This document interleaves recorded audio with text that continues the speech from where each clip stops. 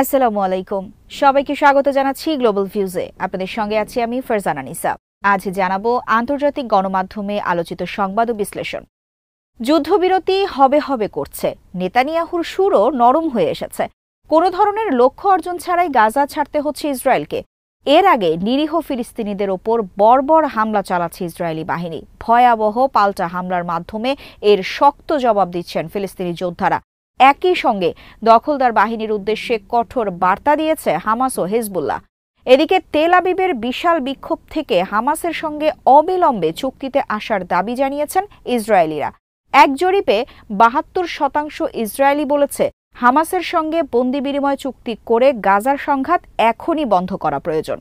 Palestine chronicle জানিয়েছে, হামাসের সামরিক শাখা আল কাসাম ব্রিগেডস শনিবার একটি ভিডিও প্রকাশ করেছে, যেখানে উত্তর গাজার জাবালিয়া শরণার্থী শিবিরের পশ্চিমে বেশ কয়েকজন ইসরায়েলি সেনা বহনকারী একটি ট্রাকে তাদের যোদ্ধাদের আঘাত হানার দৃশ্য দেখা গেছে।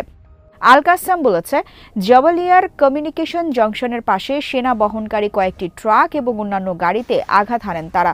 ওই হামলায় এক সেনা কর্মকর্তা এবং ২ সৈনিক নিহত হন বলে জানায় ইসরায়েলি বাহিনী। একটি ইসরায়েলি সামরিক বুলডোজার নিয়ন্ত্রণে নেয়ার পর এটি পুড়িয়ে দেওয়ার দৃশ্য প্রকাশ করে আল কাসাম। শত্রু সেনাদের একটি পদাতিক বাহিনীর বিরুদ্ধে হামলা চালানোর পর বুলডোজারটিকে পুড়িয়ে দেওয়া হয় বলে কাসামের তরফে জানানো হয়। হামলার আগে তাদের যোদ্ধাদের পরিকল্পনা ও প্রস্তুতি পর্বও ভিডিওতে দেখানো হয়। খবরে বলা হয়, সাম্প্রতিক মাসগুলোতে জাবালিয়া শরণার্থী শিবিরে বড় ধরনের হামলা চালাচ্ছে ইসরায়েল, কিন্তু এর বিরুদ্ধে শক্ত প্রতিরোধ গড়ে তুলেছেন ফিলিস্তিনি যোদ্ধারা। ইসরায়েলি বাহিনী সম্প্রতি গাজা উপত্যকায় ইহুদিবাদী পণবন্দীদের একটি অবস্থানে ইচ্ছাকৃতভাবে কয়েক দফা বিমান হামলা চালিয়েছে। হামাস বলেছে, ইহুদিবাদী সরকার গাজায় আটক তার পণবন্দীদের ঝামেলা থেকে মুক্ত হওয়ার লক্ষ্যে এই কাজ করেছে। আল কাসাম ব্রিগেডসের মুখপাত্র আবু ওবায়দা এই তথ্য জানিয়ে শনিবার বলেছেন, পণবন্দীদের আটক রাখা হয়েছে এমন একটি স্থানে দখলদার সেনারা এমনভাবে বোমা বর্ষণ করেছে যাতে তারা সবাই নিহত হন। এক বিবৃতিতে তিনি বলেন, তবে পণবন্দীদের পাহারায় থাকা প্রতিরোধ যোদ্ধারা তাদেরকে সফলভাবে সেখান থেকে সরিয়ে নিতে সক্ষম হয়েছেন। কিন্তু পণবন্দীদেরকে ইসরায়েলি হামলা থেকে আর কত রক্ষা করা সম্ভব হবে তা নিয়ে সংশয় প্রকাশ করেন হামাসের এই সামরিক মুখপাত্র। আল কাসাম টেলিগ্রামে প্রকাশিত পৃথক পোস্টে একটি ভিডিও ফুটেজ প্রকাশ করেছে, যাতে দেখা যাচ্ছে একজন আহত ইসরায়েলি পণবন্দী যার শরীরে রক্ত লেগে আছে। তিনি দখলদার সেনাদের হামলায় ধ্বংসপ্রাপ্ত একটি বাড়ির ধ্বংসাবশেষের ভেতর দিয়ে অনেক কষ্ট করে হেঁটে যাচ্ছেন।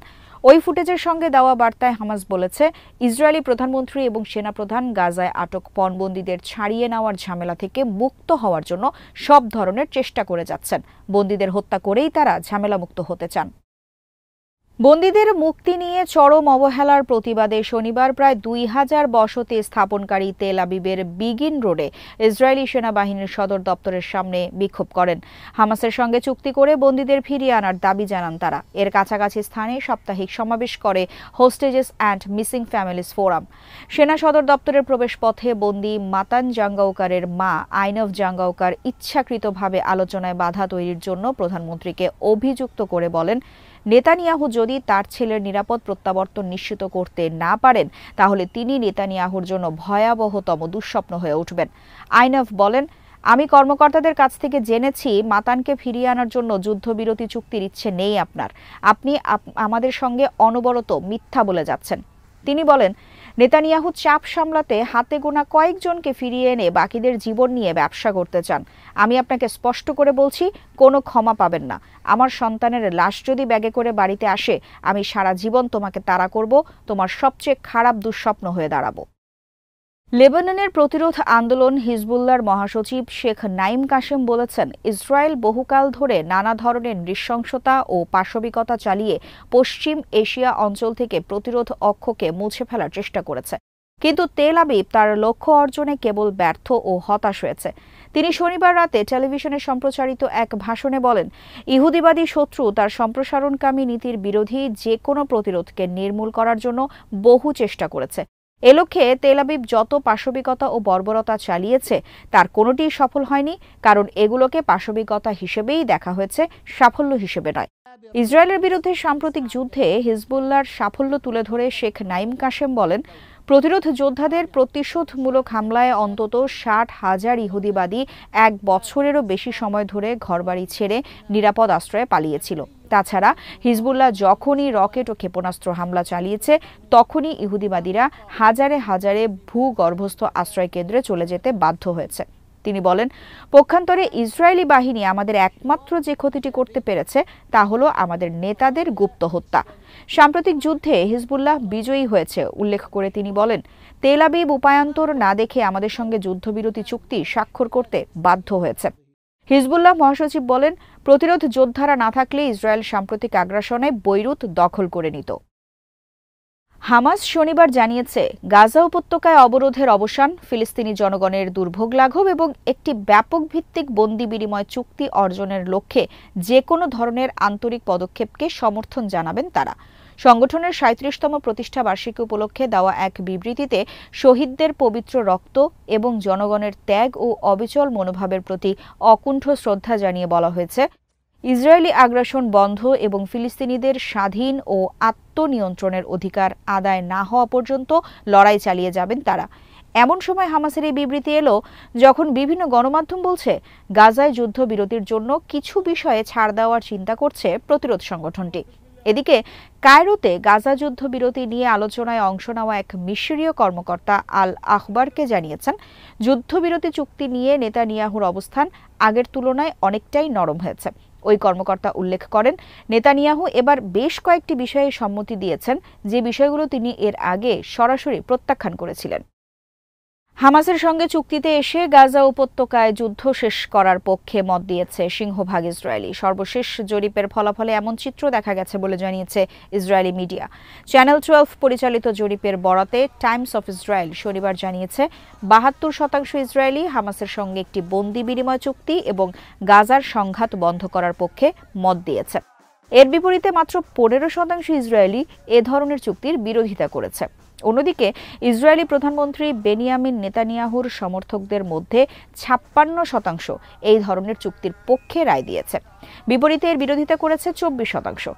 এমন সময় জরিপের এই ফল প্রকাশিত হল যখন নবনির্বাচিত মার্কিন প্রেসিডেন্ট ডোনাল্ড ট্রাম্পের দৃঢ় অবস্থানের কারণে যুদ্ধবিরতিতে আসতে বাধ্য হচ্ছে ইসরায়েল। দুই পক্ষ একটি চুক্তির কাছাকাছি এসেছে বলে দাবি করেছে বিভিন্ন সংবাদ মাধ্যম। ইসরায়েলি প্রধানমন্ত্রী যদি তার বিতর্কিত বিচারিক সংস্কার কার্যকর করেন তাহলে যুদ্ধবিমান চালানো থেকে বিরত থাকতে পাইলটদের প্রতি আহ্বান জানিয়েছেন ইসরায়েলের সাবেক এক সিনিয়র আইন কর্মকর্তা। ইসরায়েলের সাবেক স্টেট অ্যাটর্নি মোশে লাডর, যিনি আদালতে তেল আবিবের প্রতিনিধিত্ব করতেন, তিনি শনিবার যে আহ্বান জানিয়েছেন, নেতানিয়াহুর বিচারিক সংস্কারের বিরুদ্ধে এটিকে সবচেয়ে কঠোর পদক্ষেপ বলে মনে করা হচ্ছে। তিনি বলেন, এমন শাসন ব্যবস্থার বিরুদ্ধে তৈরি হওয়া জনমতের প্রতি পাইলটদের বাধ্যবাধকতা রয়েছে যে শাসন আক্রমণাত্মকভাবে একটি এজেন্ডাকে চাপিয়ে দেওয়ার মতো গুন্ডামি করছে। কারণ বিতর্কিত বিচারিক সংস্কার কার্যকর হলে এই শাসন ব্যবস্থা স্বৈরাচারে পরিণত হবে। লেডর বলেন, পাইলটদের বলা উচিত, তুমি স্বৈরশাসকে পরিণত হচ্ছ, সুতরাং আমরা তোমার যুদ্ধবিমান ওড়াবো না। মিশরের president Abdel Fattah al CC জোর দিয়ে বলেছেন, মধ্যপ্রাচ্যের শান্তি ও স্থিতিশীলতা অর্জনের জন্য ফিলিস্তিনের দ্বিরাষ্ট্রভিত্তিক সমাধানই প্রধান ভিত্তি। শনিবার যুক্তরাষ্ট্রের জাতীয় নিরাপত্তা উপদেষ্টা জ্যাক সুলিভান এবং মধ্যপ্রাচ্য ও উত্তর আফ্রিকার জন্য মার্কিন জাতীয় নিরাপত্তা কাউন্সিলের সমন্বয়কারী ব্রেট ম্যাকগার্গের সঙ্গে এক আলোচনায় আল সিসি গাজায় মানবিক সহায়তা, বিশেষ করে শীত আসার আগে দ্রুত ত্রাণ সরবরাহ করার প্রয়োজনীয়তার উপর গুরুত্ব আরোপ করেন। আলোচনায় অংশ নেন মিশরের পররাষ্ট্র, অভিবাসন ও প্রবাসী মন্ত্রী বদর আবদেল আত্তি, সাধারণ গোয়েন্দা প্রধান হাসান রাশাদ এবং কায়রোতে নিযুক্ত মার্কিন রাষ্ট্রদূত হেরো মুস্তাফা গার্গ। মিশরের প্রেসিডেন্টের মুখপাত্র জানিয়েছেন, বৈঠকে আঞ্চলিক বিভিন্ন বিষয় নিয়ে আলোচনা করা হয়, যার মধ্যে গাজায় যুদ্ধবিরতি ও বন্দি বিনিময় চুক্তি অগ্রাধিকার পেয়েছে। তাছাড়া লেবাননের যুদ্ধবিরতি চুক্তি টেকসই করার বিষয়েও আলোচনায় অন্তর্ভুক্ত ছিল। প্রেস টিভি জানিয়েছে, ইসরায়েলি বাহিনী অবরুদ্ধ গাজা উপত্যকার বিভিন্ন স্থানে বিমান হামলা চালিয়ে শনিবার একদিনে আরও ৫০ ফিলিস্তিনিকে হত্যা করেছে। এর মধ্যে গাজা সিটির একটি বাড়িতে ১০ জন এবং মধ্য গাজার আল বুডেইস শরণার্থী শিবির সহ কয়েকটি স্থানে ৪০ জন নিহত হন, যাদের বেশিরভাগই শিশু ও নারী। মধ্য গাজার আদ-দোরা স্টেডিয়ামে আশ্রয় নেওয়া ফিলিস্তিনিদের তাঁবুতেও বিমান হামলা চালায় ইসরায়েলি বাহিনী। এতে তাঁবুতে বড় ধরনের অগ্নিকাণ্ড ঘটে। গাজার স্বাস্থ্য মন্ত্রণালয় জানিয়েছে, গত ১৪ মাসের ইহুদিবাদী আগ্রাসনে সেখানে অন্তত ৪৪,৯৩০ ফিলিস্তিনি নিহত হয়েছেন। জাতিসংঘের শিশু বিষয়ক তহবিল ইউনিসেফের নির্বাহী পরিচালক ক্যাথরিন রাসেল বলেছেন, হতভাগ্য এসব মানুষের মধ্যে অন্তত ১৪,৫০০ শিশু রয়েছে। আজ এখানেই শেষ করছি। সবাই ভালো থাকুন, সুস্থ থাকুন আর দেখতে থাকুন বিডি ভিউজ। চ্যানেলটি ভালো লাগলে সাবস্ক্রাইব করুন, সংযুক্ত থাকুন আমাদের ফেসবুক পেজে। আল্লাহ হাফেজ।